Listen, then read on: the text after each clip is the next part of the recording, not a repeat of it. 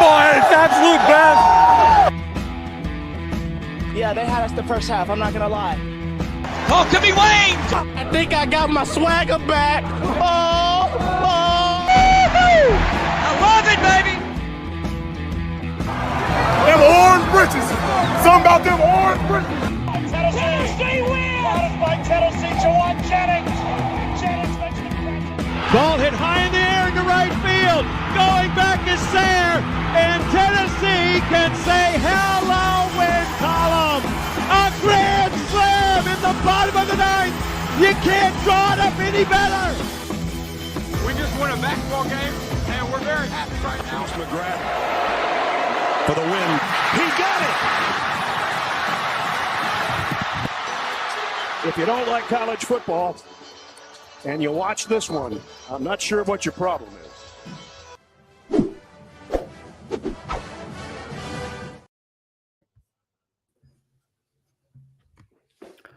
Ready to do and welcome into More Important Issues. Today is Sunday, November 19th. And we've had better days.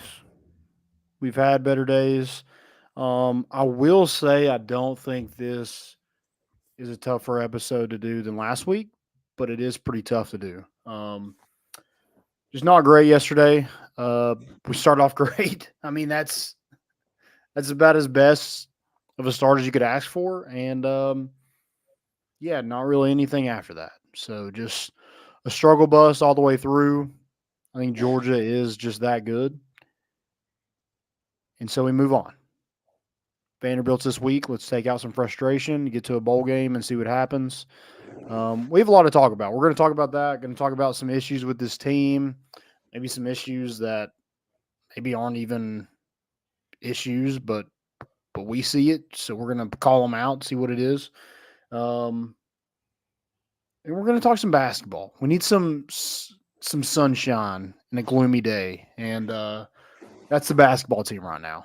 And they're in Maui, Paradise, and Stack Field there. So looking forward to see them play tomorrow, I think at 2:30, kind of random. Going to be tough to see that during the workday, but got to make it happen, you know. Work will understand that you're watching. Yeah. So. I'm not going to complain. It's kind of one of those. It's kind of nice to jump back into basketball with like a weird little 2:30 early season tournament games. I don't know. It gets me buzzing for March when you're just doing anything but what you're supposed to be doing. Just watching. Yeah, basketball. It's like this is like we've had the preseason. This is like when the season actually starts. Yeah. Is when the tournaments, which is weird because the NBA is doing this in-season tournament that no one really understands why they're doing it, and all the courts are painted just like a created court, like on 2K. It's really weird to see. Whatever. NBA just keeps trying to get people to watch. They haven't got me yet. I don't know if they've gotten you, but not a shot. Yeah, so you can't do it. Yeah, not when football's going on anyway. So yeah. Guys, go check out our good friends at Underdog Collectibles. They are the best sports collectibles store in the business. I don't have the ad read in front of me, but please go check them out. They do card breaks 2 days a week, and have really good deals. Not just Tennessee stuff, a lot of not just sports stuff either. They got stuff for everybody. So go check them out off Western Avenue there next to Club 4. All right, let's somehow like put a bow on this game. Just terrible stuff, man. I mean, I have so many questions that I would like to be answered that will never be answered. Like, why does Jalen Wright score a 75-yard touchdown and then has 3 more touches the remainder of the first half? That would be my first question. Yeah. My next question is, how in the world in year 3 are we starting or playing the majority of the game 2 walk-ons? And not that those walk-ons like played great, but I do think that is depth is a glaring issue. And it was an issue when Josh Heupel got here. But man, like, that can't happen. Like, this is the number one team in the country you're playing. How in the world are we so depleted at one position where a walk-on is having to take the field? Yeah, it's bad. It's frustrating. The first 30 seconds were awesome. We won the first 30 seconds of the game, which We should have just quit there. we should have. We should have shut the stadium down, lost power, whatever. Yeah. We could have pretended all we want that we won by 4 to 5 touchdowns. And the thing, like, yesterday made me mad just because the way it happened. But, like, we kind of all expected that game to turn out the way that it did. Now, I didn't think we were going to score on the first play and then do nothing after it, but I did think Georgia would win this game. I thought that 10-point spread was very generous after what had happened the week before with Georgia just blowing out Ole Miss and then Tennessee getting blown out by Missouri. And, I mean, I think you're looking at this game as in, like, whatever, you lost to the number one team in the country. They're very far ahead of you, but they're very far ahead of everybody in college football. Like, it's Georgia and everybody else. Michigan can say what they want. Ohio State can say what they want. Georgia is the best team in the country. They're loaded. Offensively, they just are unstoppable at times. They have a guy, Brock Bowers, that they can just go to on third down, and he's going to pick it up. Or they have one of the best offensive lines in the country where they can have a 5-star running back run up the middle for 4 yards of carry. I mean, it just seems like they're on a different level. Like, they can do no wrong, and a lot of that is just a talent gap. They have more talent than anybody. That's why they win all the football games. So going back to, like, what does Tennessee do to catch them? It's like recruit. I mean, that's all you can do. Recruit and recruit. And I know Tennessee has a decent class coming in, but to this point, like, they're not playing any young guys. So, like, we're not reaping any benefits of them having good recruiting classes the past 2 years. Not really. Yeah. I don't know. It just felt weird. Like, it's like, I think you're right. Like, I think, like, that was kind of, I mean, I think everyone kind of thought the spread was a little generous. You don't expect to win that game. Obviously, everyone's still getting up for it. I don't think you would have thought we got one touchdown, and that one touchdown was only on a blown gap that you exploited one play. If you take that away, Lord knows. But it kind of feels like it's kind of how the whole season's gone.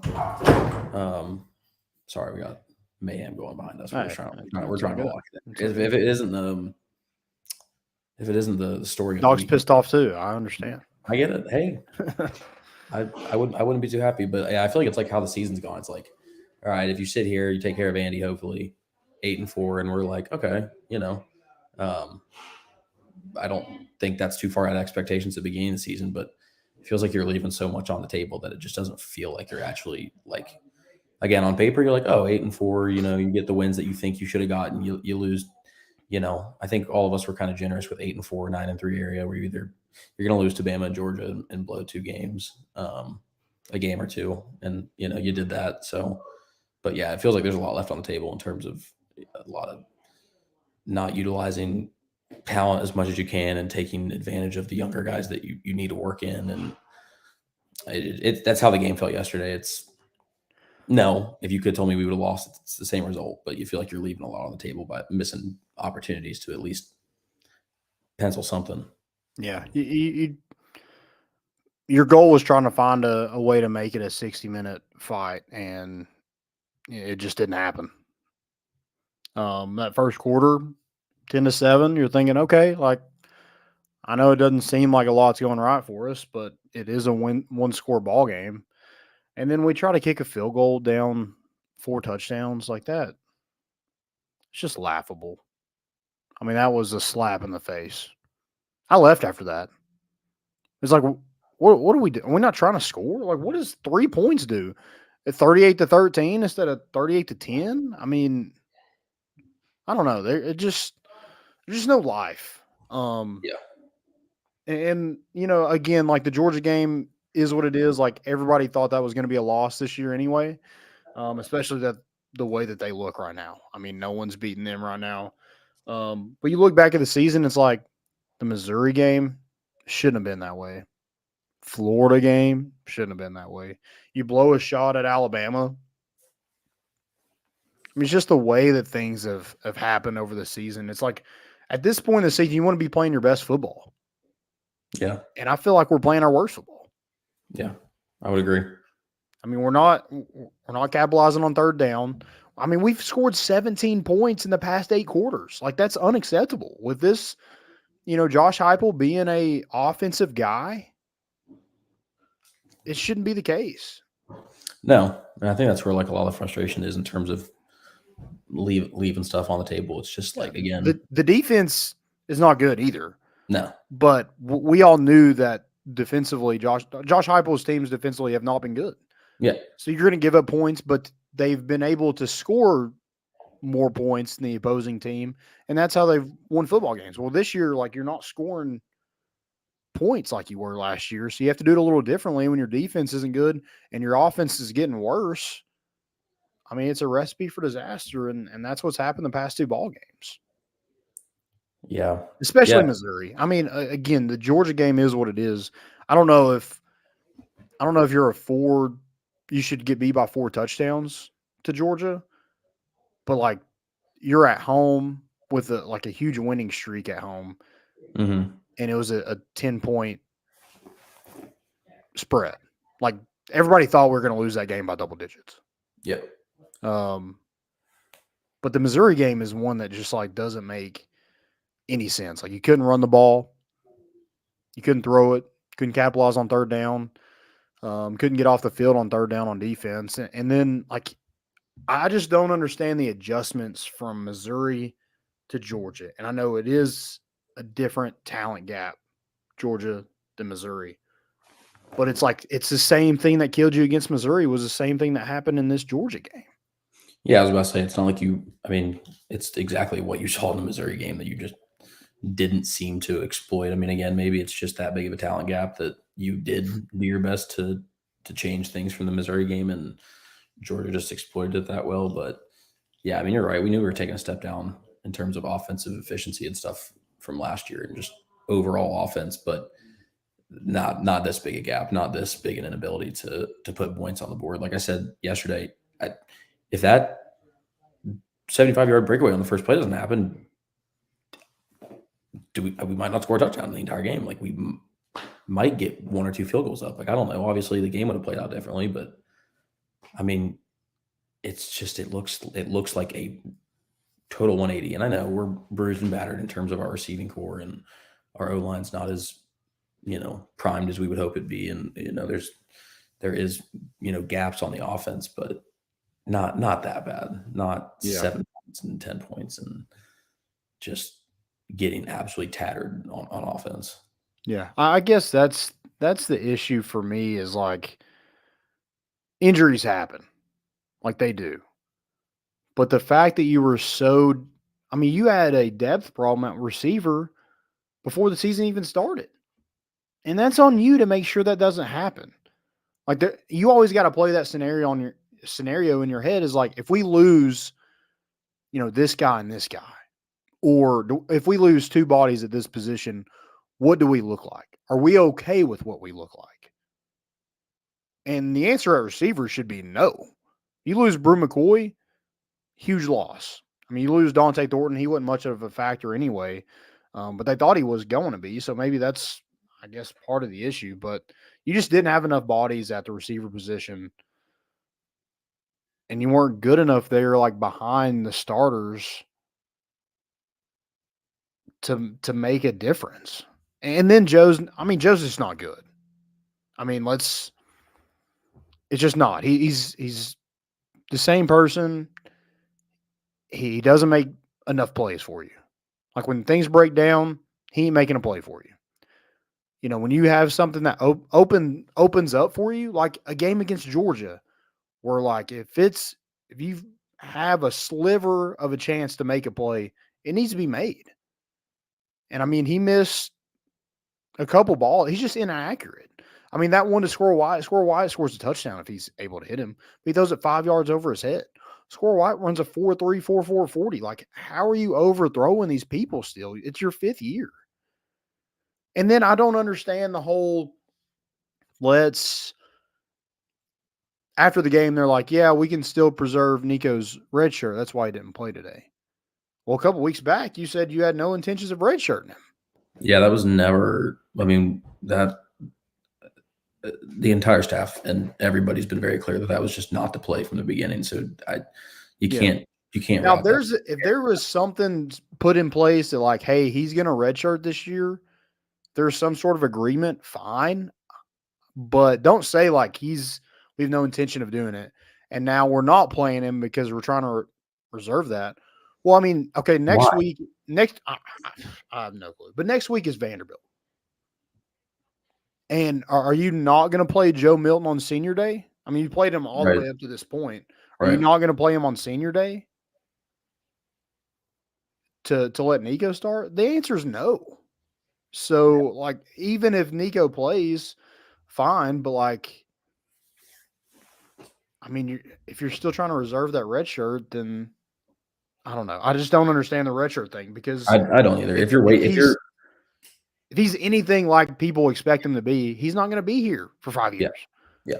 If you have a quarterback here for 5 years, it's probably not going well. Yeah. Yeah. There's very few situations in which that works. And Hendon Hooker's probably the only one. Yeah. Yeah. And again, even that situation is different. That's just hanging out. And obviously there's very few situations that works. But even if you're being precautionary, if the red shirt situation becomes of any value, then you have a way bigger problem on your hands because you've got a quarterback that's not lived up to nearly the skill and talent that seems to be at least hopeful for. Like KJ Jefferson's been at Arkansas forever. Yeah. How are things going at Arkansas right now? Yeah. And I sure hope that's not the mindset that like, oh, well, even if he doesn't work out, like we have to have the availability. No, that you can't sit on a dude for 3 years if it's not happening anyway. Yeah. So I just don't understand that. I would like to see Nico moving forward. I mean, I don't think you're any worse. Is the record the same? Maybe. But now it's like you should beat Vanderbilt.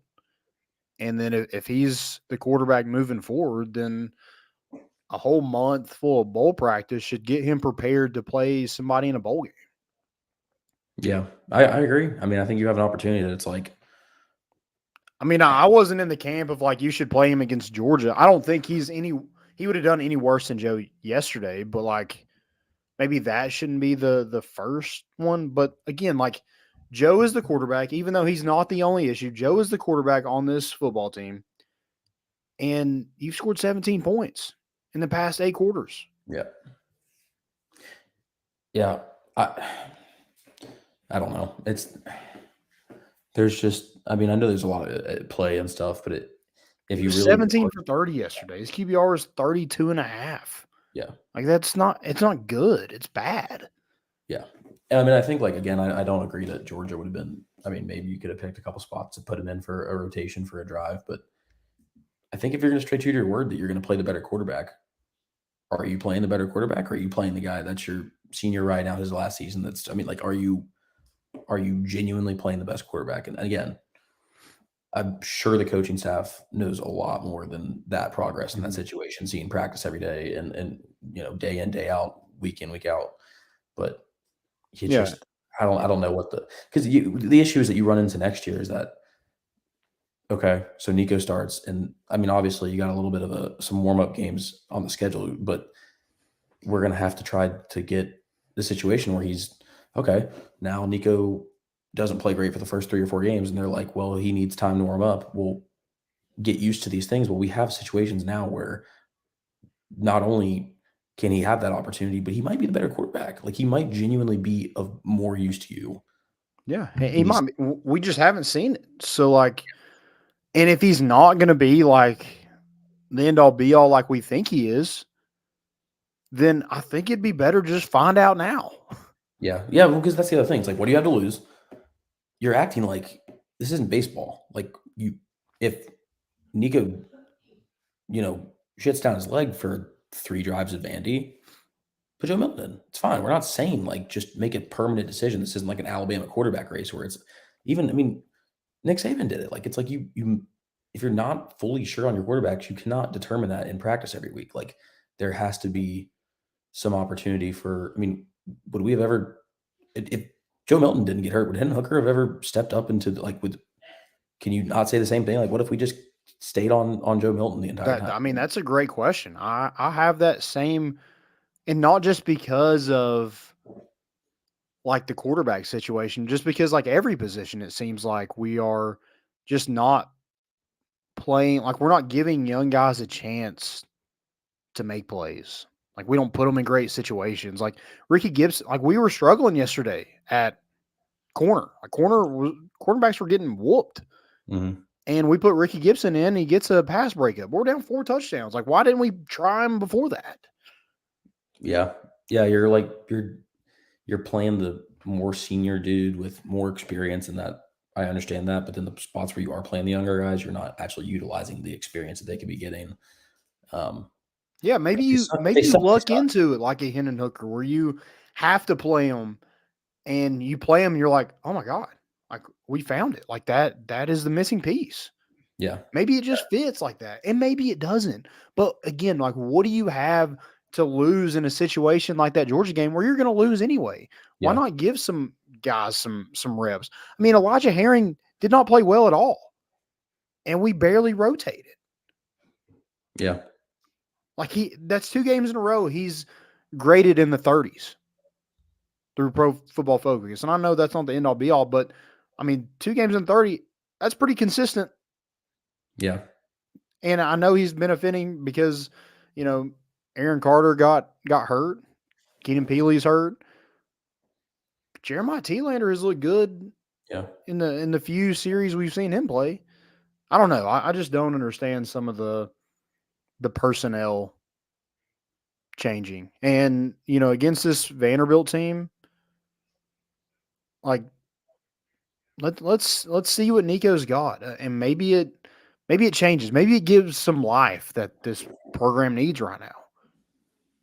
It'll make more fans show up. I guarantee you that. For sure. 100%. Because I think, and again, it's not always about what the fans want, but if it's an overwhelming sense of not doing the right thing, if you try and it doesn't work out, then both sides are like, okay, cool. Sure, there's going to be people that, bitch no matter what. They're like, oh, you didn't give him the right, that play calling. He doesn't, you got to call plays different for Nico than you would Joe Milton. Duh. But one thing at a time, just at least start with that, right? If Joe Milton can put up an offense that puts up 17 points in 8 quarters, do you think there's a chance Nico does better? That's all the question you got to ask.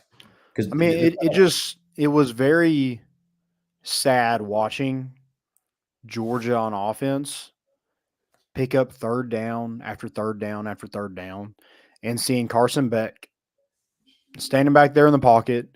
And anytime there was a 3rd down, he didn't freak out. He knew exactly where his security blanket was. Yep. And, he was reading the field, and if somebody was open, he hit him right in the chest. Yeah. Right in the hands. And it's such a difference maker because it's one of those, I mean, I knew it going into the game. Georgia's one of those offense that they'll just chunk you for 15, 20 yards. You don't feel like you're getting destroyed, but they are just playing consistent, good 10, 15, 20-yard chunk plays on offense type of team that all of a sudden, which kind of felt like it, there was never this huge, we're getting gashed right now moment, but you look up at the scoreboard and you're like 24-7 when we just came off the hottest first 30 seconds of the game you could have had. Just super frustrating. So again, I don't know. Yeah. You got to end the season on some hope and high notes. The thing that killed me is the defense. They do a pitch with a running back that is wearing number 80 something. Yeah. Hello. Yeah. Obvious. Yeah. Oh my God. It baffles me that they're like, oh, Kendall Milton isn't in. Dwan Edwards isn't in. Who is this number 80? Maybe something else is going on. Yeah. It's just like when they have the quarterback back there to punt, when they don't really do that anymore. But when you did, you're just like, hey, maybe something's up. Maybe we should be, on guard a little bit here. No, nothing. Just letting them. I mean, everybody runs up. There's a guy standing butt naked in the end zone. I don't know, Yeah. man. It's super frustrating, and I hate being negative, but like there is just questions I would like answered with this coaching staff. Yeah. It's like, why is there seemed to be no one capable on the offensive line besides the guys that have been here 4 or 5 years. Like, why is there no younger guys able to step up when there's injuries? I don't know. I want to figure that out. Like, what is? I don't know what is going on here. Why does Jalen Wright have 2 series? He has 2 carries for like 78 yards, and then we don't see him till midway through the second quarter. Like, why? What is that? What are we doing? Yeah, you can't Guy's just gonna wait be 1,000-yard rusher, and he's our best player, and you're just because you want to rotate. Yeah, he's 2 carries. How is he tired? Yeah, just play the better ball. Just efficiently. You don't need to try to outsmart the system and be ahead of it. Yeah. Play your guys. It's like they're switching out just to switch out sometimes. Yes, exactly. And then they're not switching out when they should at times. Yeah. I don't understand the logic with some of the personnel. I don't. But the fact is you're losing ball games. You're not scoring points. And so I think there should be changes. If we're seeing the same thing against Vanderbilt, I mean, are we really expecting – I don't expect us to lose that ball game, but we shouldn't be expecting much better results doing the same thing we've done for these past 2 weeks. Yeah. I don't know. I really hope you can – I mean, Missouri had to kick a last-second field goal to beat Florida. That Florida team was horrible. Yeah. And we lost to both of them. Yeah, I know. And that's just one of those things where it's just it's the frustrating play type that it's like you're not even losing games like how you should lose them. If you lose to Missouri, you lose to Florida, you lose to Georgia and Alabama, but you lose like, okay, maybe Alabama and Georgia, you got room for the expectations, right? If you somehow lose, again, none of us were going to be mad if we played fine and ended up 9-3 at the end of the season because you had a bad game against Florida. But when it's the mistakes that you're consistently making and not changing it, and then you're just laying stinkers out here with an offense last year that literally could not be matched by any team in the country on offense, not even Alabama. It's frustrating. If we take care of Andy and we win a bowl game, that will not feel like a 9-4 season because at this point the damage has been done. Unless you somehow don't even get me started on if you blow a game to Vandy. I don't think that's physically possible. But you know what? This might just. I mean, I don't think we fire Josh Heupel, but losing to Vandy should be a fireable offense, in my opinion. He should have at that point be on. I don't think. Let me go on record saying I don't think Josh Heupel should be fired, but losing to Vandy is like the worst possible scenario in the season. They're that bad. Yeah. They did score more points on Georgia than we did. So there's that. That's what I'm saying. I'm not even going to begin to say that it's entirely impossible. But at least you have to have some sort of showing that, and we'll obviously preview it, at some point probably. You got to give the team, the coaching staff, the fans, you got to give them a little bit of something to just don't feel like we just had this beat down bad ending to a season that never felt like it really got off the ground. Obviously, with South Carolina early in the season and after Texas A&M, you're getting excited. You're gonna go play Bama. Georgia's still ahead on the schedule. You still got some good games against teams like Kentucky. But the plane never got off the ground and maybe just safely landed. Don't crash and burn. We're not taking off at this point. Like, let's just put the air brakes on and just give somebody something to look forward to. Yeah, I think these next 2 games are big. Like you want to be 9-4. 9-4, right. I think is a successful season. I think anything less than that at this point would be a disappointment. And still, like even 9-4, you're still looking back at Florida, Missouri, and even that Alabama game, and you're just like, what could have been. Yeah, and at least then you're like, okay, well, at least there's hope. There's a shimmer of light. But if you don't take care of some sort of business, and at least just try some stuff. What do you have to lose at this point? Yeah, Andy, go try some stuff out. You're going to have the ability to. You're going to have some room to rotate people. Get the guys that need some experience. Get the guys that you think might need some game time experience to show that they might be better. Because guess what? You're not going to learn that they're better in practice. You might, obviously, but sometimes it's going to take a game where we're able to maybe get 4 scores up or whatever. And again, no, I don't think that should have happened during Georgia, but it's the same thing with the play calls during Georgia. I mean, I know I'm not claiming to be a great football mind, but when you come out of the second half and you needed to do something big. You're only down 14 and a half. It doesn't feel like the end of the world, right? We should have only been down 14 and a half. If I remember right. It's 24-10. Yeah, we were down 14. Yeah. So you're like, okay, if we can do something, again, not an easy task against Georgia because they're going to adapt too. But in the first couple drives, nothing's happening. And then you get a 3rd and 2 where you're in borderline four down territory. You're like, you know what? We're down over 3 scores at this point. Why are we even drawing up some of these plays that if we had Hendon Hooker, cool. If you want to try to hit a 10-yard slant for Scroll White for Hendon Hooker, I kind of trust it. If Joe's got a history for throwing behind or throwing over top or throwing a little too hard because nobody can catch a 95-mile-an-hour ball, run the ball. We have 3 running backs that I get it. If you're not confident that, Georgia's got a great run defense, fine. But you got come on. I just feel like you're leaving stuff on the table by not. There's just a lot of times yesterday where I'm like, if you just do this and if it doesn't work, cool. Great. Yeah, I do think you're hampered by bad quarterback play, and that's affecting play calling, which that's not Joe's fault. I know he's not making the plays, but that's a coaching staff for playing a guy that they don't have full trust in. Yeah. I don't know. There's a lot of questions I want to ask. Or I want to answer that I'm never going to get an answer to. So I don't know why I'm sitting here getting a little fired up about it because it doesn't matter. It is over.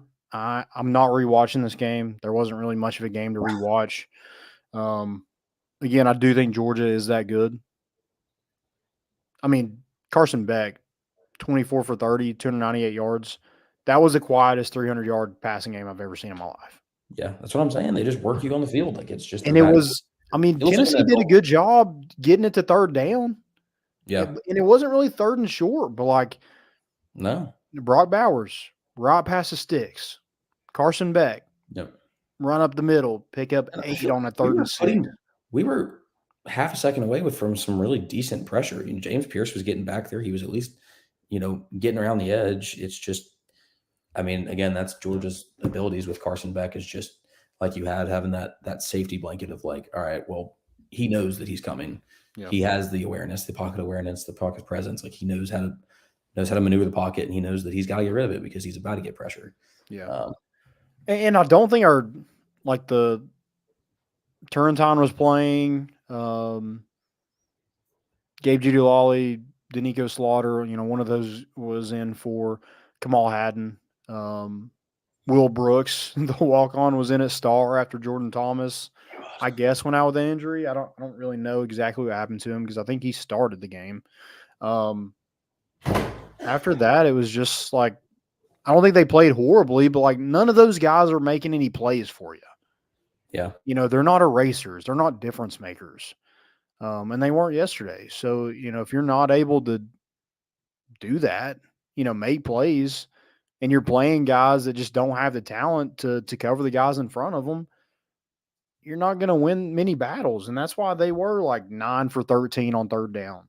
And we were 2 for 11. That was the difference in the game. We only had 3 penalties. We didn't have a single turnover. It wasn't sloppy football. And that means where we're shooting ourselves in the foot with dumb penalties. We just got whooped by a lot better football team. Yeah. Which is, at the end of the day, is your expectations to okay, fine. Again, I think all of this is coming off the fever dream that was last season that obviously ended not great, but could have been storytale. Like that's not realistic, right? Yeah. Some of it's just the understanding that we have to reset our expectations, but Yeah. still, it feels like you're still missing something. Yeah, this is going to be a huge off season for I think the underclassmen on this roster. I think for the coaching staff to develop some of those guys, and also like who's coming back, who's not, who can you replace in the transfer portal. Like there's a lot of holes on this team, and you got to find a way to make sure that they're not getting bigger holes, or you're creating more holes by people you're not getting back, and then not recruiting well enough in the portal, or developing the young guys on this roster to make sure that you're able to put together a good football team.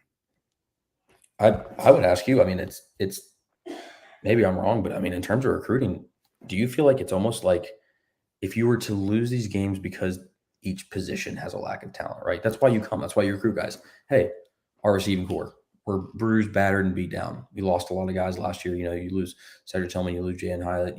This season you lose Deontay Thornton, whatever. You lose Brim McCoy. To come fill that gap, right? We got the right coaches. We got the right scheme. We got the right system. We've got the right capabilities. If I'm a recruit, sometimes I see some of these decisions and I'm like, are they going to use me to fill that role? Am I going to be underutilized? Am I going to be used wrong? Like, am I not going to be used? Because then you're shooting yourself in the foot by not making kids want to come play for you. Yeah. From an outside looking in, I think that is a fair question to ask. Like I had a guy text me yesterday. They're just like, hey, Joe Milton's like playing horrible. And like Nico was the number one player in the country. Why is he not like getting an opportunity? Like, I don't know. I have no clue. I mean, other than like, he might not be ready, but that's on the coaches. Like this guy's been here since bowl practice last year. Yeah. He's almost been here a whole 12-month calendar year. Like if he's going to be that guy, if he's going to live up to the number one player in the country, like it's time. It's time for him to be that. Yeah. I would agree. If I'm going to come play backup for Nico, and he should only get that. If Nico's the worst player, I'm going to get an opportunity. I'm not going to get just trust systemed in that.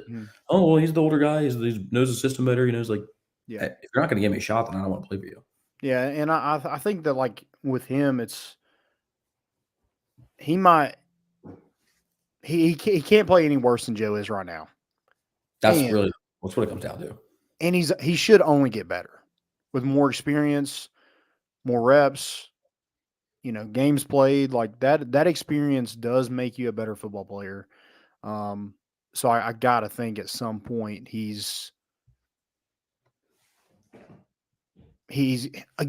can't play any worse than Joe right now. So I don't understand what the hang up there is. We do have some questions. I do want to get to those real quick.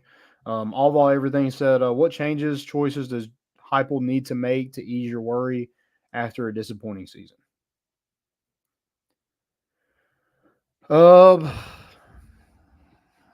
Man, I think for me, it's just recruiting, and it's who you land in the transfer portal.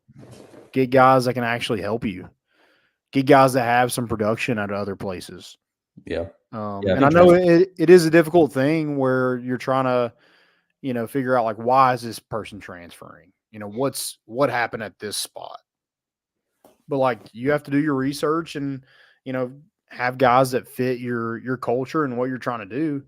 But also like, it's got to be guys that are going to help you. Like Andre Kuric, he didn't help you this year. Yeah. Deontay Thornton didn't really help you this year. And you can't waste your transfer portal time and effort like that. Like you can't. And I'm not saying again, I don't know that you can't expect everybody to turn out. There's a reason people are in transfer portals, right? Sometimes you're not gonna always get the winner. But you got to look at it from a different approach or something. Because if it's transfer portal is going to be big in the offseason. I think it only helps to the lack of like people you have, and we can take the recruiting like our normal class coming through. But I mean, while you've got the transfer portal madness, you might as well. I mean, you got to exploit it. You got to be able to take advantage of the situation because you got to, if you're going to play. No, maybe not someone that's going to come in and be a star player next year, right? There's very few players like that in the transfer portal. But what you can do is set yourself up to fill those gaps and add depth so that you're not stuck where we are now. Because if we would have done this last year and really, and again, I get it. You're bringing over a whole new system, a whole new coach. Like, I get it. But if you're going to, you got to set certain steps in motion now so that way, trust the process a little bit, give it a couple of years. At least you set the system, the standards in the system and set it in motion so you can at least have something on the board that you don't leave you scrambling. I mean, our receiving core right now is, and I don't know, maybe Chaz Nimrod and Caleb Webb are just going to absolutely tear it up at some point. But they're not getting the opportunities right now, and it's just not happening. So now what do? You just have a bad receiving core with a fairly bad quarterback? You just accept that? Yeah, they need some dudes. I think that was the biggest issue. Like, Georgia's just got a lot more dudes. I mean, that Missouri game, it looks like Cody Schrader was the best player on that field that game. Now, is he every game? I don't know, but he was that game.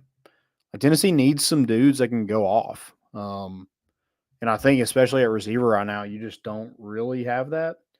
So I'd like to ask him about can you be willing to play more young guys? Like guys that can help you. Like Boo Carter, if he gets on campus, like I don't want him sitting for 2 years. Like that guy could probably help you now. Yeah. Mike Matthews, you're just not going to play him because he's a freshman. He's it's a 5-star receiver that at a really good position of need. Like you're going to need him to play next year. We're just not going to play him because he's a freshman. That's stupid. No, it's dumb. And again, that works in great systems. Like if you look at Georgia, for example, and obviously there's a couple freshmen that might, not apply to that. But great, if you've got fantastic upperclassmen, and then you're going to play that rule of being like, well, we think not only is he older, but he's the better player. We're not in a spot where we can do that. We don't have the luxury of saying, oh, well, we're going to play the older guy that's more experienced. If the older guy that's more experienced is either hurt or not playing good, and you have someone like Boo Carter that I don't care that he's an incoming freshman, he's a maniac and a freak athlete, play him.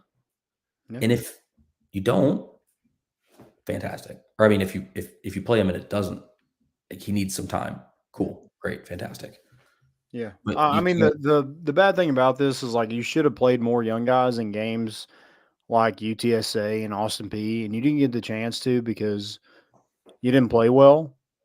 And again, that's going back on coaching. Like you didn't prepare well enough. You didn't develop well enough to take care of business in those games. And that's why you didn't get to play some of those guys in those games that you really kind of block off. You're like, all right, we can get these kids involved here. I mean, that's why you play those games is for experience. So, yeah, just some of that would be what I ask. Although everything also says, do you think Heupel is still our coach if Milton never gets hurt in 2021, aka Hooker never gets a chance? Man, I mean, probably still our coach now, but I do think we're probably having a different conversation about like expectations and where the program's at. Yeah, I mean, because without Hendon Hooker, you don't win. I mean, you don't beat Bama. You don't beat Pitt last year. I'm trying to think of like, especially last year.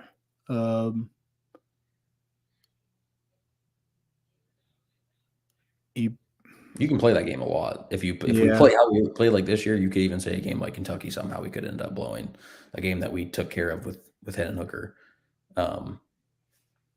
Yeah, that was more of like a defensive game. So, true. Yeah, maybe.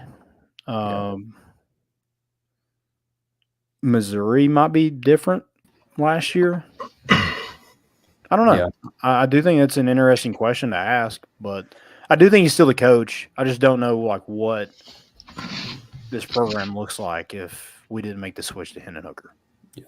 And let it also, I think people, unfortunately, this should be said without saying, but there's a difference between talking about an administration and a coaching staff and criticizing versus calling for somebody's job. No one's calling for Josh Heupel's job. No one's – I can only speak for Josh Heupel. Like, people can say we can talk about coordinators and whatever. I'm not going to get started on that. Big difference. Everyone needs to take a chill pill. We're good. We're probably 8-4 regular season. We can maybe pencil that in. I don't know. It's probably the least comfortable I felt saying that in the past 2 years, but we're gonna be okay. Yep. We're still better than we were. Guys. We were. A lot of people forgot how hard it was. Okay. Yeah. I think this season seems a lot more disappointing than what it probably is because of last year. Yeah, that's what I'm saying. It's a reality check. You got brought back down to earth. Yeah. You got grounded. Got humbled. Yeah. Yeah. Welcome, Caleb. What's up? Yo. Caleb, I will ask you this. Okay. Because we had the question. You can go on a soapbox if you want to, but it is from All Why Everything. He says, what choices does Heupel need to make to ease your worry after a disappointing season? I'm not saying it's disappointing, but yeah. And I mean, it's hard to like, I hate to call it just flat out disappointing. There were some disappointing, the Missouri game, for example, Florida game, which Florida, like, let's have some perspective on this Tennessee football program as a whole and what their failures against Florida and at Florida specifically. So let's temper that disappointment a little bit. Missouri is just flat out disappointing. No way. And they're a good football team. I'm not saying Tennessee should have won that game. It's the way they performed that was disappointing. Kind of the same situation for Alabama. Let's look at the history. Let's you use context, but the way you lost that game, just completely disappointing. So like it's had disappointing factors as a whole. I think someone said, like Josh Heupel's momentum in this program has been completely killed. Like someone had titled their article that or clickbaited their tweet with that. I don't think that's true. I think, yeah, I mean, sure, momentum was probably, slowed down. Like, yeah, if you go win 10, 11 games again, yeah, of course it's incredible. But I don't think like they haven't stopped dead in their tracks. I don't think as far as like building for next year and years on. I guess you didn't really ask that question, but yeah, I don't know if you can put a complete like blanket statement on disappointing. Because I mean, if we can do that, then let's look at last year. You had a chance to go to Atlanta and a chance to play in the college football playoff, and you didn't. But not many people were calling, even the ones that are, now trying to say I shouldn't have to be happy with an 8-4 season. Well, I mean, last year was disappointing then if we want to put a blanket statement over it. Mm-hmm. And so, I mean, I think there's ways to just look at it. And I mean, I think and this isn't just for Josh Heupel's offense. This is for a lot. It shows how important the quarterback position is. And I don't know where I stand on the who should play debate because I just don't know how good Nico is right now. I don't know how I would know that. But I will say this till the end of time. Play whoever gives you the chance to win. No matter what. Like however old they are. Play whoever gives you the best chance to win. And I feel like people are going to think that's a cop-out. I partially to the fault of this Tennessee football team, we haven't seen Nico enough. Yeah. So how would I know that? And I don't know, like next week, I feel like you should win no matter who plays. So I don't have a good answer for what you should do. Yeah. I think Joe Milton should get to play his final game in Neyland. And, if he starts it just for the sake of saying he started, then sure, whatever. But yeah, I don't know. The one thing I think that Tennessee needs to fix, I just felt yesterday very like, how do you jump out like that and then just seem to kind of roll over afterwards? Yeah. It was like too easy. A lot of people thought Missouri just seemed kind of deadened on the sidelines and just deadened. Like there's not a lot of fight. I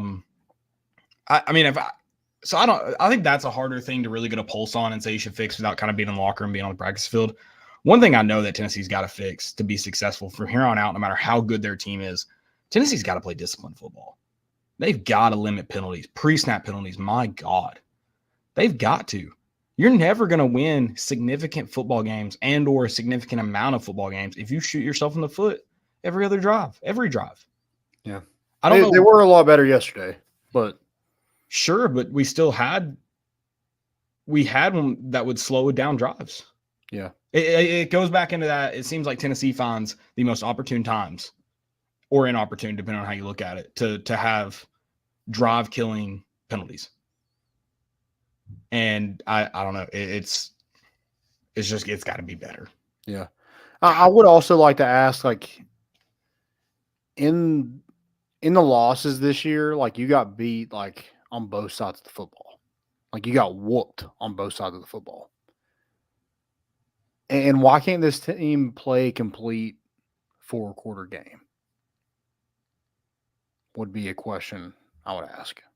Yeah, that's a good question too. Because, I mean, like, Missouri and Florida, like, if you take out one quarter, it's a completely different game. Alabama's probably the same way. Yeah. I mean, again, like, Georgia is what it is. Like, that was going to be a loss probably regardless if you played a decent football game. You probably still weren't going to win it. Yeah, but I mean, again, like just using context, like how do you jump out with such a hot start and then seem to kind of just roll over? Mm-hmm. Yeah, like you knew you were going to lose that game anye. I guess. I mean, no matter like, if it doesn't matter if you score in the first 30 seconds. I don't play for that team, so like.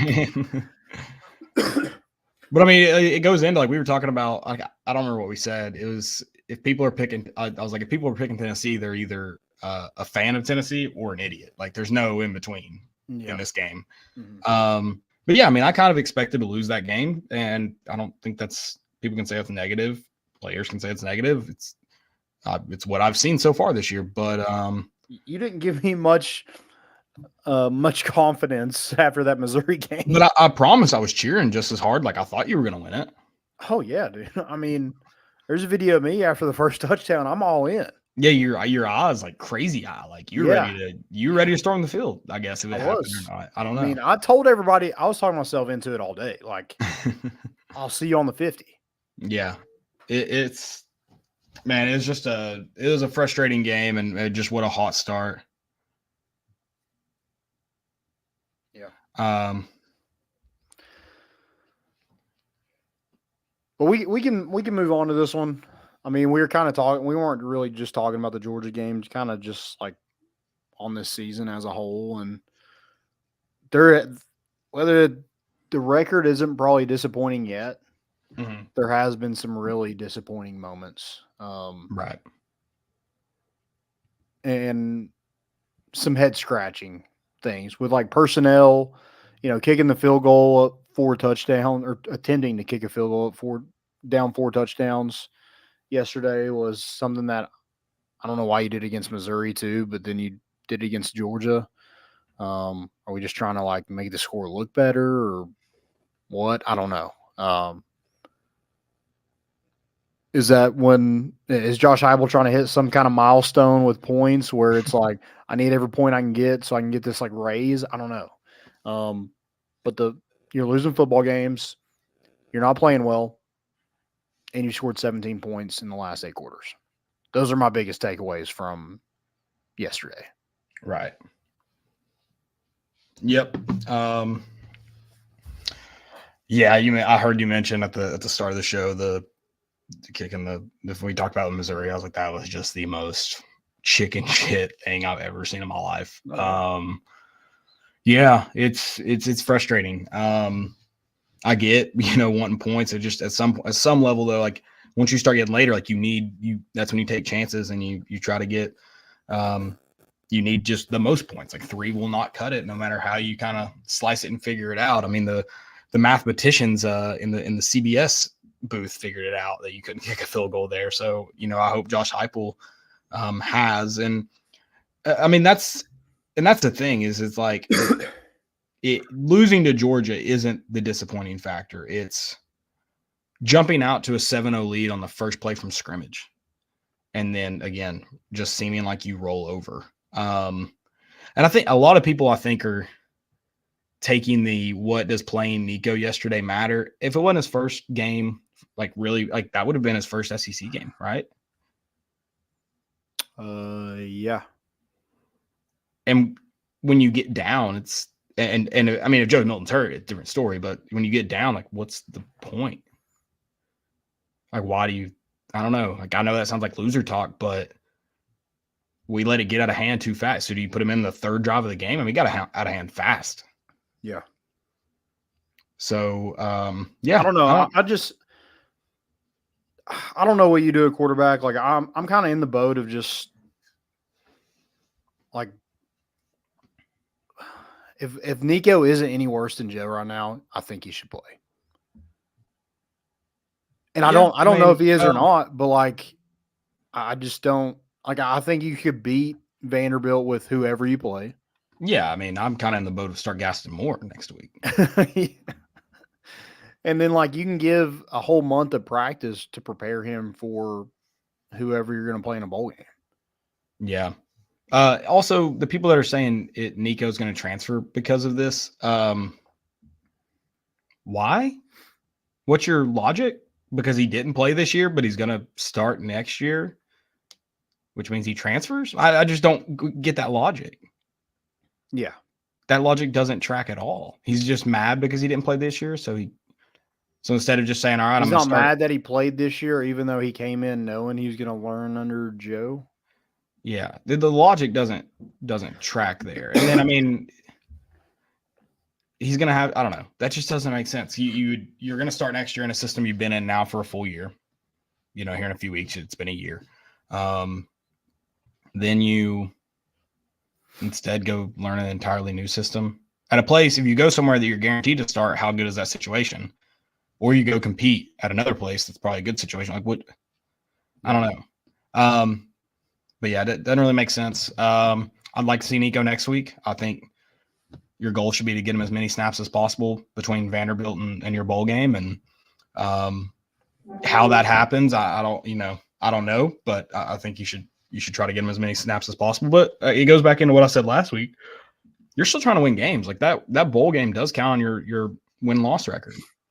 Like you should be trying to do that. You've got a chance to still win 9 games this season. Yeah. And that is a momentum builder for your program. So that should be your goal. I know the majority of the fan base is getting frustrated with Joe, and I can't entirely blame him. I can't blame him. I think there's a lot of things to be frustrated with, though, too, not just the quarterback play. But that is, I mean, obviously that's a shining factor. Like it kind of like your head coach or quarterback's the end all be all. So whatever. It just feels like there is and I'm not saying it's the Nico thing. That's not why he's playing. I'm just saying that there has been sort of head scratching moments where we're not playing young guys pretty much just because we have veterans in front of them. Yeah. And that's yeah. I mean, I said it when I said give the guys, if they're freshmen, the best chance, if they give you the best chance to win, do it. And I was like, it seems like there are a lot of positions, not just quarterback, that freshmen give that to you over veterans, seniors, whatever they are, or juniors. So yeah, it's not just the quarterback position that's head scratching there. I mean this, and I'm not saying everyone that's calling for Nico was in this camp, but let's not forget, like people were calling for Quentin Dormandy and Jarrett Garantano over Dobbs his senior year at points. So let's just pump the brakes a little bit. And I'm not comparing Joe Milton to Dobbs. He has not earned that one bit. I'm pointing out that a much, much, much better quarterback was being called for by this fan base in his senior year. And so let's just calm down a bit. Both sides, like the sides that are all in on Joe, even half in on Joe, but saying he should start over Nico, like just pump the brakes. It doesn't matter what we think. But also, you also have a right to be upset with what Yeah. has transpired over the last 2 weeks. But I mean, quarterbacks are a tough bunch to judge, especially when you haven't seen them play much. But I mean, there's a lot of quarterbacks that look like they're going to have be successful at different levels, and they're not for whatever reason. It is just frustrating that the moment Nico makes a dumb play next year, like we're going to be calling for the next guy. That is frustrating. So, because that's another thing. A lot of the people are like ready to move. They're the ones that are ready to move on to Nico. Not the majority, but there are some that have been saying it all year, and now they just get to be right, and it's almost like they're happy they're right, and they're pointing and saying, "I've been saying it all along." It's like, well, yeah, you've been saying it all along, but before you had a right to be upset. You were saying it, and now you just kind of feel vindicated or whatever it may be. So yeah, well, it's a lose now, because if Nico is really good, everybody's going to be like, well, we should have played him all last year. And if he's not good, then it's like, why did we waste $8 million on this guy? Yeah, but I mean, and this is, I guess, where you find out Josh Heupel's ego. Like, if he does it, I mean, you just suck up and you say, we thought we had the better guy based on what we saw in practice, and you move on, and you say we're happy he's good now, and I guess we did the same thing you do with Hendon Hooker. Yeah, but you find out some ego there, but and I know a lot of people are going to try, if that is the case and Nico's better, a lot of people are going to try to hold it against Josh Heupel every single loss he has or every single bad decision he has, and that's pretty dumb if it turns out Nico's really good, because at that point that means Josh Heupel's probably looking really good at that time too. But there'll always be people that do that, and it's frustrating. It's why I try to not just get on Twitter during or after games and try. I mean, I type out replies all the time. You should see my drafts. There's a lot of drafts I saved yesterday instead of hitting send, which was a good decision. Texted a buddy instead. Yeah, that's right. That's right. All right, let's move on from this one. Again, just not a lot of positivity going around with the football program. But I was hoping y'all be done by the time I got in. Yeah, yeah. You kind of just hopped in as we were finishing up there, so perfect timing, I guess. But man, let's talk college football real quick. Man, that sucks for Florida State. Dude, did you see it? Yeah.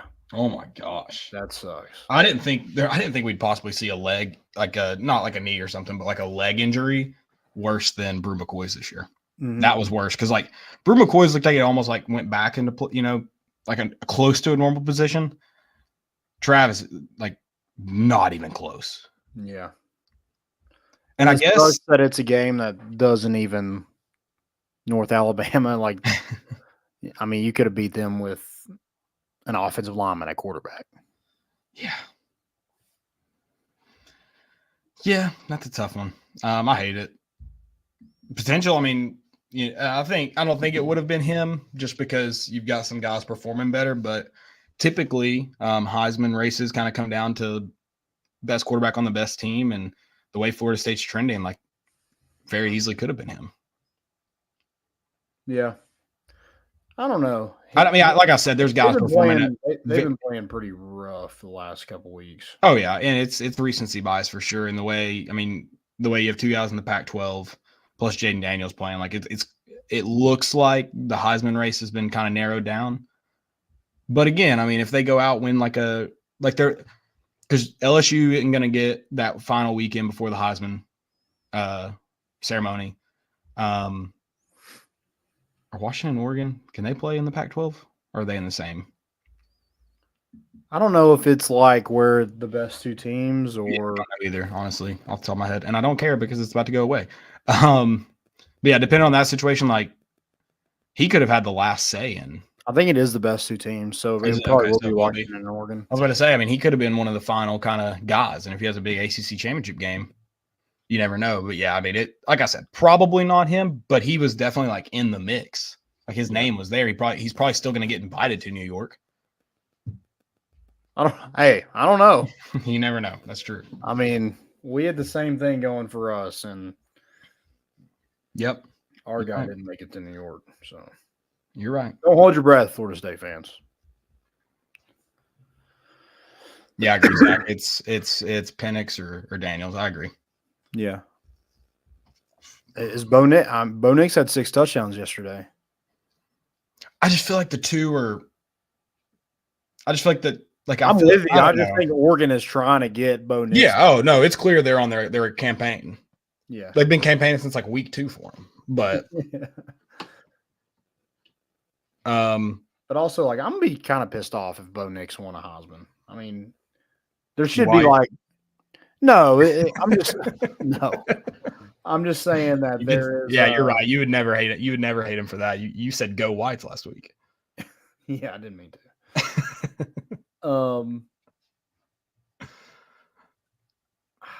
Well, it kind of contradicts me, like wanting Hendon Hooker to win the Heisman. I just think Bo Nix is too old. Okay. He's been in college football for too long. So you were opposite of the Heisman committee who like refused for the longest time, which it's funny that people say Johnny Football won it as a freshman when he didn't. I mean, he had like a freshman tag on him, but he wasn't a first-year college player. Yeah. So I don't know. Yeah, that bothers me all the time. But anyways, they refused to vote for freshmen, and you refused to vote for 6-year seniors. Yeah, I'm not for it. Okay. Is he a 6-year or is he just a 5th? I don't know. It seems like he's been in college football forever. It does. Okay. Did you see where Michigan fans storming the field at Maryland? No, they did not.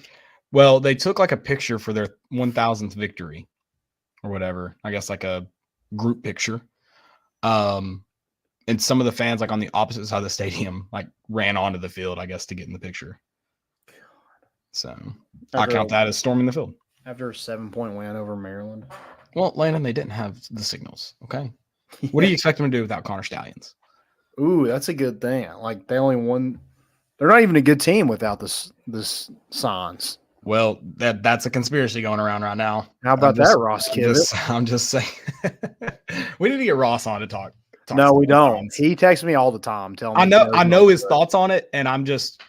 If I get one more text from Ross Kivet that says Joe Milton isn't good, they need to play somebody else, I'm going to lose my mind. I think we need to start asking questions about Ross Kivet still in signs because he lives in a city that's known for that, and he cheers for a team that's known for that. What are you up to, Ross Kivet? Did you see our exchange on Twitter the other day? I missed this. About Michigan? No. Oh, I tweeted the like I made the Blake Corum like Michigan against everybody. Yeah. And I took out the against and put stole signs. So Michigan stole signs from everybody. And I tweeted that out like under like a Michigan like reply. And he replied to me and said, no, don't start this. Y'all did the same. Y'all did something similar, and you know what? Oh, do we know what? Like, I think he's meaning Jeremy Pruitt. Like the. Oh. Okay. Yeah. Yeah, we cheated, and we paid for it, Ross. Literally. Yeah. But a lot of money. And then I took out the Michigan and said Ross Kivet stole signs from everybody. Listen, Ross, if it wasn't for Jeremy Pruitt, we could have paid you at Tennessee. So you should be upset about that. Yeah. Also, should he be recruiting? Why is he replying back to a reply that I did to Michigan? Did you see Ty Simpson drop his touchdown run? Huh? Literally dropped his touchdown run. He dropped the ball before he got into the end zone on like a 60-yard touchdown run. Very long touchdown run. I love that so much. Nick Saban wouldn't even like look at him while they were reviewing it. That's awesome. Where does he go after this year? I don't know. I mean, I thought during that touchdown run, I was like, oh, look at him go. And then he dropped it. Oh, was it 78 yards?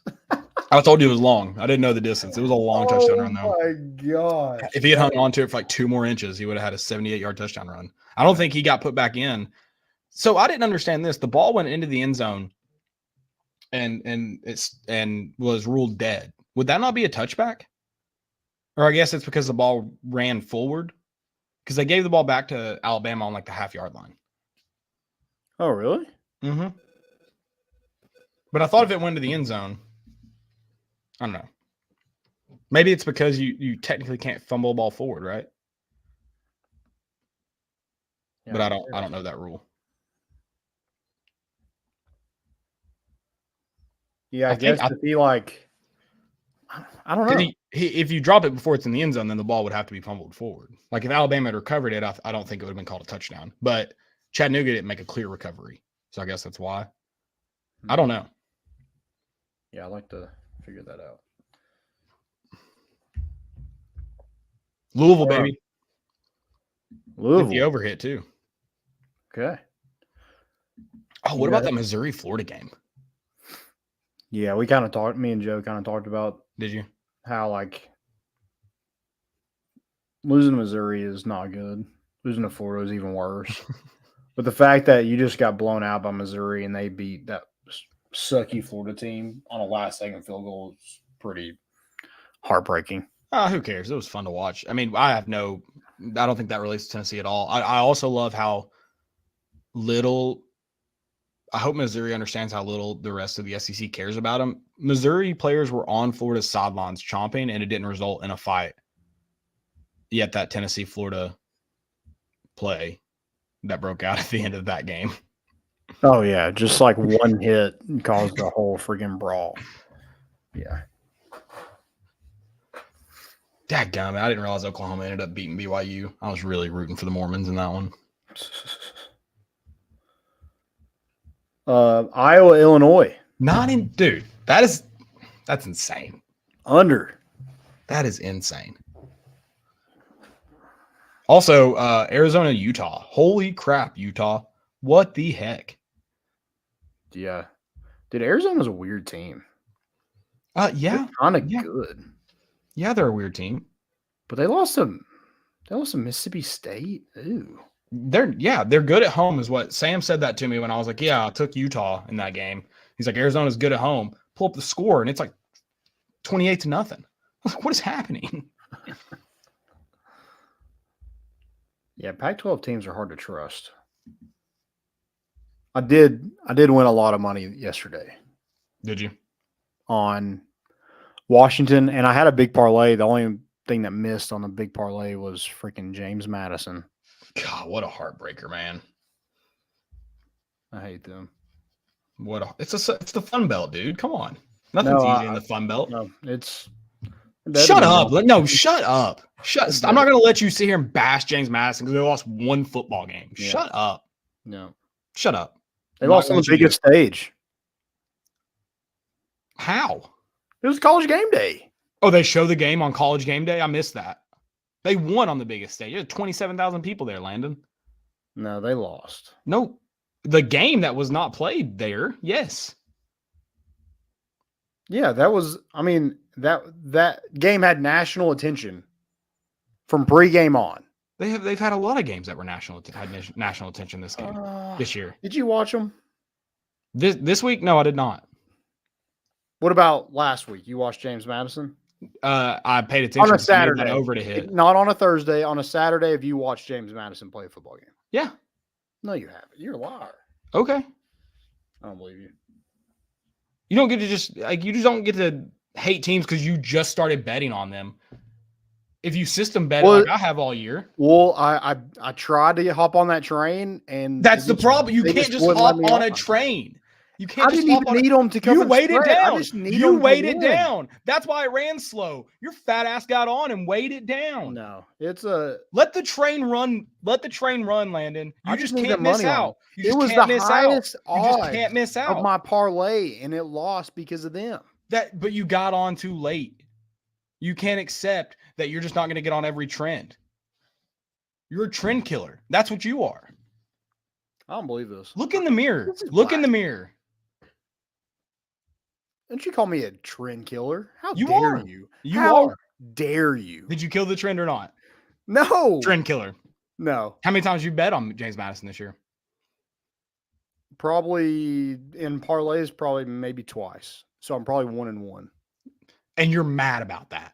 I am mad because that would have been a lot of money.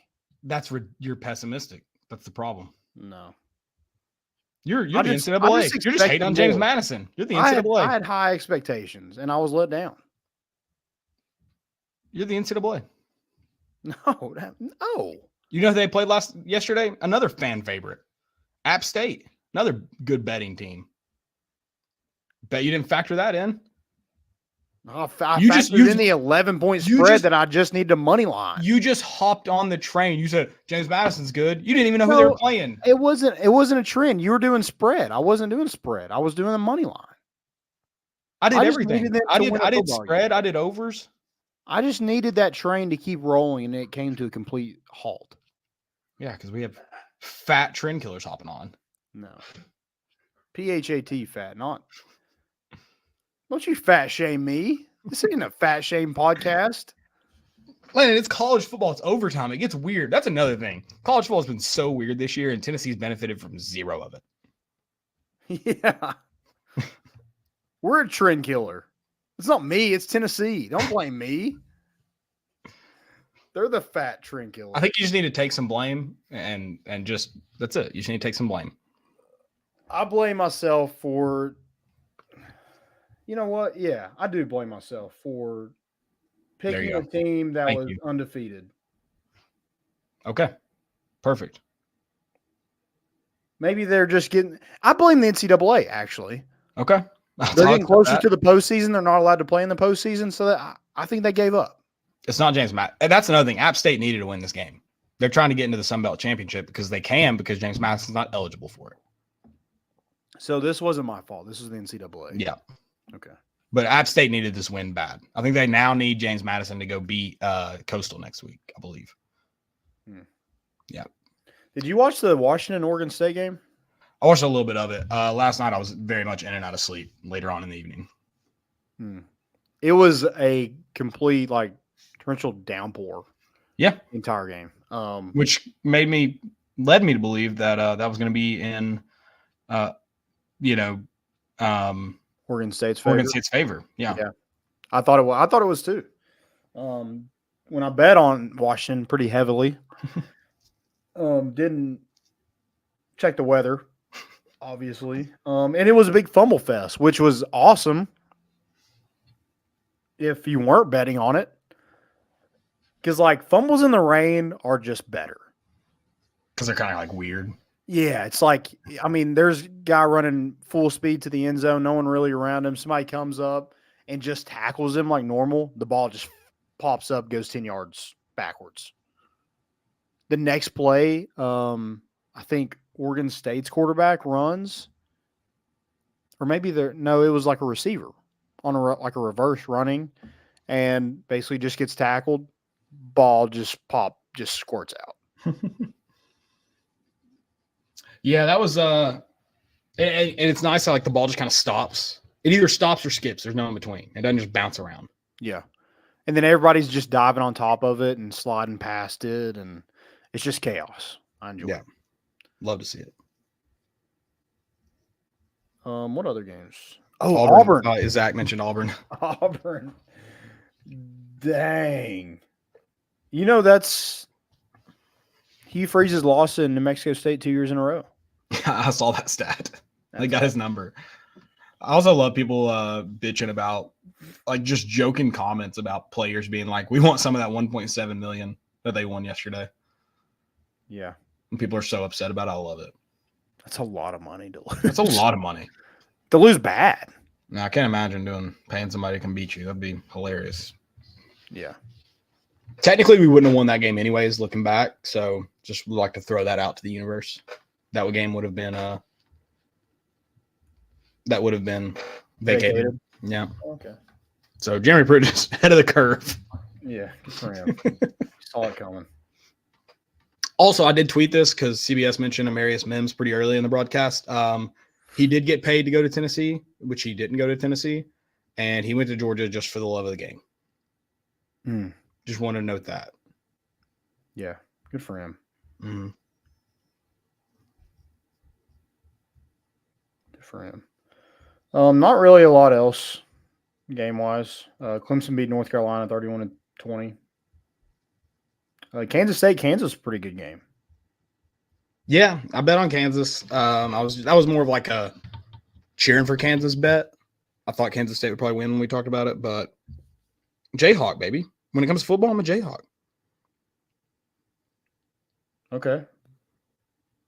Blue blood. 100%. All right. So college football playoffs right now, if it ended. Okay, no, let's not say if it ended. Who do you think is going to be the final four teams? I know there's a lot to do, but just rattle them off. I think don't. it's Georgia. It's Duh. Georgia, and then Whoever I wins. guess Michigan, probably Ohio whoever State. that, and then I think they probably put in whoever wins the Pac-12 as well. Yeah. And then I know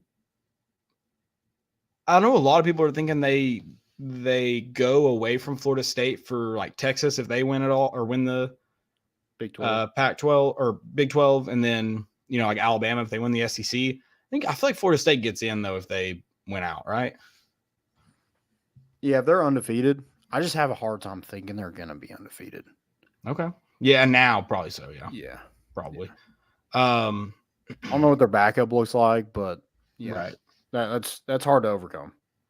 I mean, it is. Earlier in the season, seeing Alabama lose to Texas the way they did, I thought it'll be a one-loss Michigan or Ohio State team. If the conference winners are one loss or something like that. I think it'll probably be Alabama when it's all settled if they beat Georgia in the SEC championship game, and then I am interested to see where Texas finishes up, and I'm interested to see if the college football playoff committee essentially like punishes Michigan for the sign stuff if they lose to Ohio State. Like if they lose that game, they're like, all right, you're done, you're out. Yeah. Or where they put them after that. I'm interested to see what happens there. Is this Florida State matchup pretty big this week? Oh yeah, it's huge. Because Also, does Louisville have any shot? They're 10-1. 10-1. I think if Florida State 9-1. I think if Florida State, I guess 10-1. Yeah, if Florida State wins out, they have a chance, but I don't think they put a one-loss ACC team in there. Okay. Obviously, depends on how everything shakes out, but over a one-loss Big 12 team or a one-loss Big 10 team. Loss is pretty horrible. Yes, correct. All right. Yeah, not really a lot to talk about with the college basketball. I do need to put add my memento in for yesterday. I don't really want to remember it, but hate that for you. I do want to get credit for it. So I hate that. It would have been fun if we had somehow pulled that game off because next week in Neyland would be fun. That game after Thanksgiving always just kind of sucks. Yeah, kind of like homecoming. I think it's worse than homecoming. Band's not there, so that might make it a little better. I almost wish it was just like a night game or a noon game, though. Get it over with, or we'll either like get to watch like football because like 3:30 games just like I feel like you don't get to watch as much football. Yeah, that's true. All right, just added it that easy, that quick, easy. Go check out Memento. Great app to kind of keep track of all your games that you attend, all the venues, all the teams, touchdowns, home runs, points scored, all that stuff. They have college football, college basketball, pro sports. So you can kind of add stuff and add pictures, add comments, stuff like that to help you remember that moment that you got to attend that game. So go check out Memento. Great app, and we're rolling. I'm at you're at more than me, but I have 64 games right now. I don't know what I have right now, but 66 hours. I wish they had added college baseball. I think that's on the docket, but yeah, they're adding a ton more stuff. It is kind of a newer app. So it's kind of just getting started. So hop on and join Memento. Do it right now. Yep. We're gonna wait till everybody's on. Yep. Tennessee plays Syracuse tomorrow, 2:30 on a Monday. Yeah, kind of sucks, but yeah, taking on Syracuse, who is 3-0 on the season. Not so great wins. They have been wins, but they beat Colgate by 4. I think they have another win that's like 13. They beat New Hampshire by 17 or so. So not anything like super impressive so far. They do have some scores. They like to shoot a lot of threes. I think they shot 32 against Colgate the other night. Chris Bell, Judah Mintz is kind of the two guards that you need to watch out for. Or Chris Bell is a forward. Judah Mintz is a really good player, was 11 for 14 the other night from the free throw line, so can really get to the rim. Does a good job of distributing the basketball. And, I'm just excited to kind of, take some ibuprofen and really just get back on the mat with Tennessee. Okay. And it being basketball. Okay. Georgia was rough. I just want to get to something else, get to the next game, and get to basketball. Yeah. I hope this week goes well for basketball. It's going to be tough. Yep. Really, really tough slate. Tough field there in Maui. The number 1 team in Kansas, number 2 in Purdue, number 4 Marquette. Obviously, Tennessee is number 7, number 11 Gonzaga, UCLA, Syracuse, and then Chaminade, obviously. So, really good field, really good competition. Tennessee will go probably against some really good bigs with Kansas and Purdue and really kind of see what – I think what kind of Tennessee's backcourt is, but the front court is where I'm, interested to see what they look like against guys like Hunter Dickinson and Zach Edey. Would be interesting to see how Adu and Awaka and then Phillips and Estrella, how they can, go up against some quality bigs. Yeah, for sure.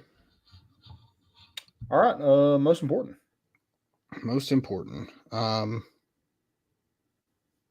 We did get a like from Manny Ramirez today.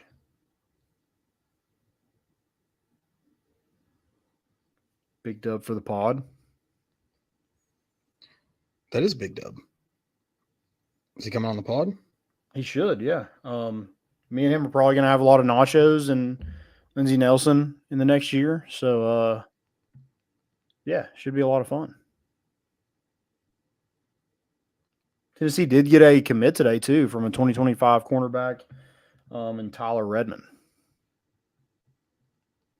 So, I guess it wasn't all bad from yesterday. He saw enough where he was just like, yeah, that's where I want to go. And, I think on game days it's probably a little different. Yeah, you obviously want that team to win, but it has a lot to do with the atmosphere and just the whole weekend as a whole, not just the game. Right. You got any? Let me pull up my most importance. Flooded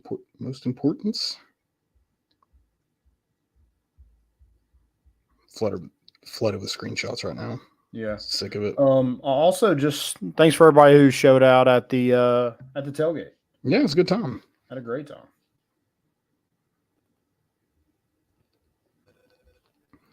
Tailgate. That's my first most important one. I'll search for more. Yeah. It was a great time. I had a great time. Definitely our last big one of the year. We may do one next week, just, hanging out such. But, yeah.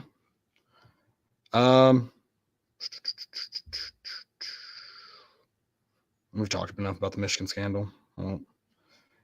Ross Kivett, you're welcome to come on and talk at any point you want. I do have PFT commentary obviously going on College Game Day. That's huge. He did miss a pretty bad 33-yard field goal. But also he got bonked by a United States senator, and I feel like that needs to be talked about. Oh. Yeah. It's big time. College Game Day and getting bonked by a United States senator. Love to see it. That's great. I love that.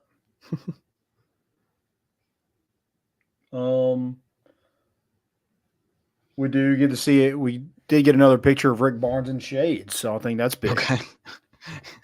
Not a lot of most importance. It's kind of been sad. Yeah, not been my favorite week. Any fails? I don't think I have any. Yeah, I don't really either, other than the botched missed face mask in yesterday's game was insane to me. Also, the Dolly thing. Love Dolly, but how do we not get that right? It's not her fault. The microphones suck in Neyland. Yeah. I don't know. And they've sucked since we've gotten the new Jumbotron, and they haven't fixed it. I don't know how. But yeah. But why couldn't she just sing the song and everybody sing along with her? Why did we have to like cue it up where she had to guess where to come in and where not to come in? Apparently, she couldn't hear the music either. Yeah, which everybody's cheering for. Duh.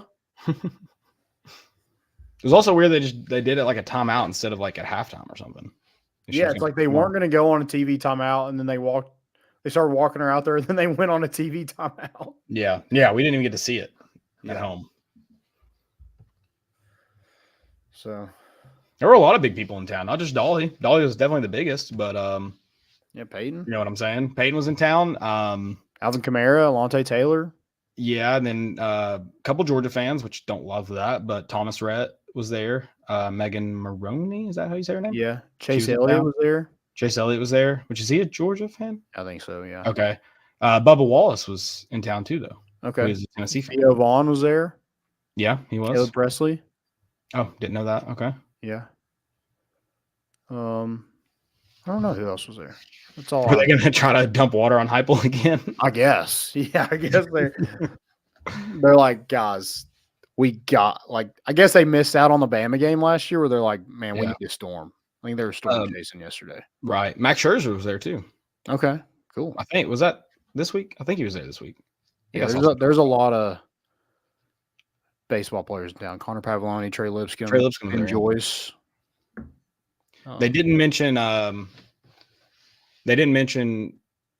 like Max Scherzer, so I can go after Ohio State for this. Apparently, Bryce Harper was recruiting for Ohio State baseball this weekend, which is funny because the two biggest probably like superstars that Ohio State uses did not attend. Not only did not attend Ohio State, just didn't attend college at all.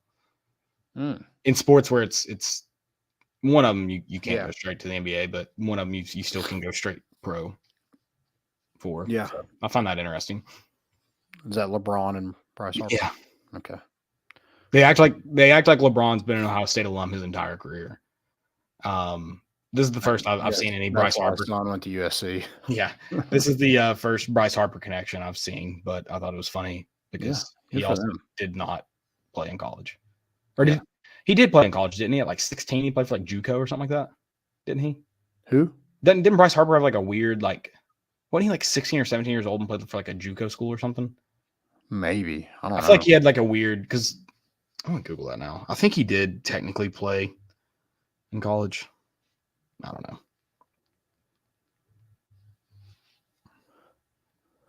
Yeah, I don't know about that. I was going to say something else about. So he earned his GED in 2009 and made him eligible for the MLB draft. But in 2010, he enrolled at the College of Southern Nevada, which was a junior college. Okay, so he's not allowed to claim Ohio State. Correct. Yeah, he did attend a college, but he was 17 at the time. Okay. Yeah, does Ohio State try to get Joe Burrow to recruit for them next? Yeah. At least he did attend the school. Apparently there's a funny, I can't remember who it was with, Colin Cowherd maybe. He's interviewing Urban Meyer, and he's like, how did Joe Burrow not play at Ohio State? He's from Ohio. Like, how did you not get him? And Urban Meyer's like, thought he was joking. He's like, he did play at Ohio State.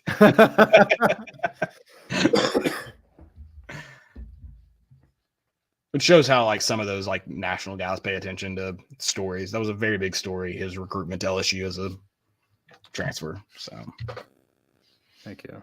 Whatever. All right. Well, that's all I got.